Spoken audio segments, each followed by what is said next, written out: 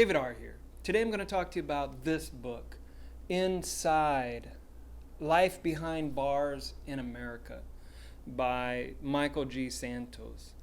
This book was published in 2006. I think I first got the book in 2007. I was so inspired after I first read it that I wrote Michael while he was in prison. Wrote him a couple times. He wrote me back a couple times. At the time, I was thinking, this book should be turned into a movie. It's so good, seriously. But I didn't really have the resources to do such a thing. I do think, though, this book is a screenplay waiting to happen by somebody. Well, anyway, Michael Santos was arrested for cocaine distribution at the age of 23 in 1987. He was convicted and sentenced to 45 years in prison. Now, he was recently released in 2013 at the age of 48. He spent 26 years in prison. It's a long time for just a drug offense. And he was a nonviolent offender, so I don't know why he had to be placed in the penitentiary. He was among a lot of violent people. But this book here is about a variety of things. Each chapter has a theme to it. For instance, overcrowded prisons and jails, not just prisons. See, when Michael was first arrested, he was placed in a jail called Kent. And Kent was nice, actually. They had an incentive program so that prisoners, if they were good, they could advance up in their ranks and eventually have their own cell to themselves and a key to get in and out. He describes it in the book. But when he was transferred to Pierce jail, it had a capacity of 800, but there were 1,500 prisoners in the jail. Think about that. So it was seriously overcrowded and violent. But that's not all. Prisons are overcrowded everywhere in the U.S. I don't know about other countries. I'm sure they are, but especially in the USA. Okay, another thing he covers is rape, prison rape, one of the number one fears of men going into prison. A particular rape happened to a couple guys named Casper and Bird. They were kind of lured into this trap where they bought meth and Pruno, which is prison wine, and they were drinking with this guy who was their friend, and he brought in somebody else whom they didn't know. And so things escalated and Casper and Bird were raped. There was another instance where a guy named Todd could have been raped if he hadn't fought back. He took a cup, a glass cup, turned it into a weapon and beat this guy Stump, who was much bigger than him. But Todd probably would have to deal with guys like that while he's in prison. He was another drug offender guy. Another thing he covers is staff corruption. People probably think jailhouse guards or prison guards are upstanding citizens because they have a badge. They wear a badge. They good guys, right? Good guys. But that's not always the case. He describes in this book where the Nelsons, there's a couple who were working at a prison. They were kind of propositioned, but not in a direct sense. There was a guy named Lion. He was a shot caller, leader of a white gang. He had mentioned that he would pay $1,000 for 5 minutes worth of sex with a woman. Now, I don't know if he knew ahead of time that this guard, Nelson, had a wife who was younger. But this guy, Nelson, the guard, talked to his wife, talked her into it. She had sex with the lion. The first time only lasted for about 3 minutes, I think. And she got $1,000. And within a couple of weeks, she made $10,000. So she was enjoying her work. And there was another instance where a guy named Choo-Choo, who was a Mexican mafia guy, I don't know if he was a head of the mafia or what, but he talked Miss Luna into having sex with 7 guys. She made $35,000 within a couple weeks. Pretty good money just for sex, right? Another thing Michael talks about is medical care in prison, which is almost non-existent. Doctors prescribe an ibuprofen for almost everything. I remember when I lived in Brazil, the girlfriend that I was living with at the time had a daughter. Her daughter was addicted to cocaine, and she went to the hospital. And guess what the doctor prescribed her? Ibuprofen for cocaine addiction. It kind of reminded me of what goes on in prison. You know, just ibuprofen. You have bronchitis, ibuprofen. You know. So, he talks about violence. Violence. Violence is everywhere, especially against snitches. They get abused a lot, and sometimes in a horrific way. So here's an instance of violence.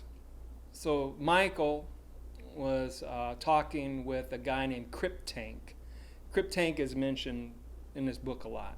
He's a guy that Michael knows. And so Cryptank and Michael are walking along, and Cryptank sees a guy that he's going to kill. So he has a weapon, and as he and Michael are walking, Cryptank stabs this guy and does something with the weapon. I think pushes it up or in. Oh no, yeah, he pushed it in and held the guy's back so that the shiv would go in deeper. And he passes it to one of his fellow gang members, and they dispose of the weapon. And he just walks on. Now, Michael was upset with this incident. He didn't like it, but that's how Cryptank lived. There's all kinds of incidences of violence in this book. It's very compelling. Another thing he mentions is staff treating prisoners like subhumans. Staff are there to punish and bully prisoners. They're not there to rehabilitate. Prison in America is about punishment. Rehabilitation, forget about that. They don't even care about it. In fact, they don't even want prisoners to be rehabilitated. That's why prisoners, once they get out, they don't know how to function in the real world, so they head on back in. High recidivism in the USA. I was talking to somebody a long time ago about German prisons. And in Germany, they rehabilitate. They treat prisoners like humans so that when a prisoner is released, they are able to function in society, unlike American prisoners.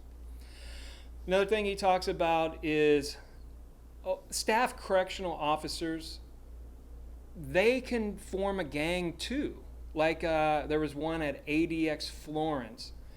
They formed a gang called the Cowboys. And these cowboys inflicted a lot of pain and committed a lot of human rights abuses. And eventually, I think all of them were convicted, or most of them. But still, this goes on. Michael also mentions that on institutional lockdown, This is when they're searching for weapons. This is very invasive. What they do is the correctional officers, they X-ray prisoners and then do a digital exam. X-ray, they just X-ray the whole body, see if there's anything in there. Because prisoners, they may take something and shove it up their own butt just to hide it, like a weapon. It happens. So from the X-ray, they go to the digital exam.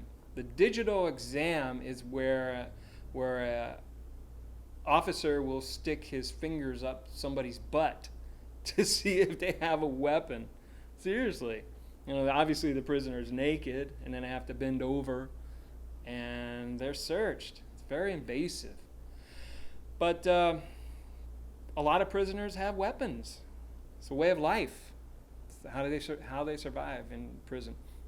Another thing he talks about is the SHU. The SHU is Special Housing Unit. That's what it stands for. And in the SHU, they're usually overcrowded, for one thing. Usually 3 or 4 prisoners per cell in the SHU.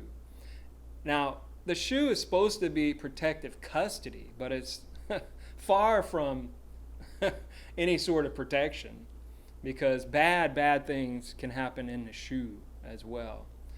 But he says it's putting somebody in a SHU is like poking a wild animal in a cage. It just makes them angrier.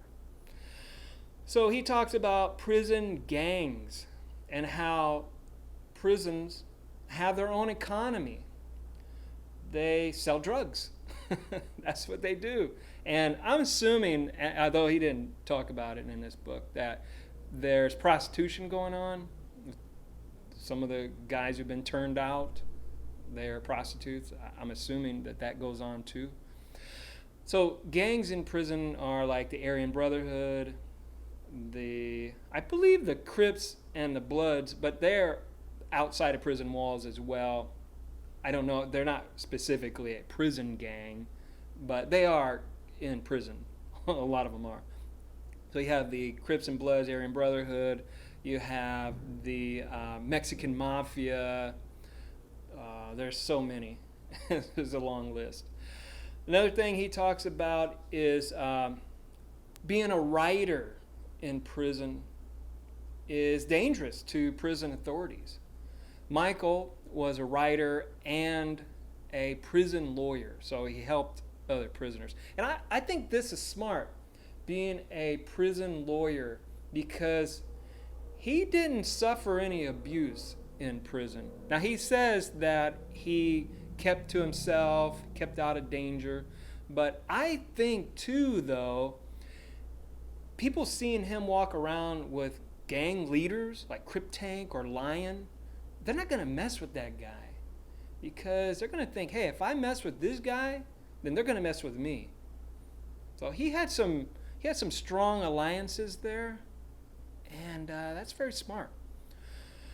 So you can find Michael at michaelsantos.com/podcast. Michael Santos on YouTube. You can find him at michaelsantos.org, and you can find him on Amazon, obviously. That's where I first got this book, but I just got it recently again off of eBay. eBay is my preferred place to buy books these days. So if you're interested in prison culture and you want to know more about that world, this is definitely the place to start. This is an amazing book. It ranks up there as one of my favorites. I really like this book, and I'm going to keep it this time. Last time I lost it, so I'm keeping this one. Well, anyway, that's all I got. Talk to you later. Bye.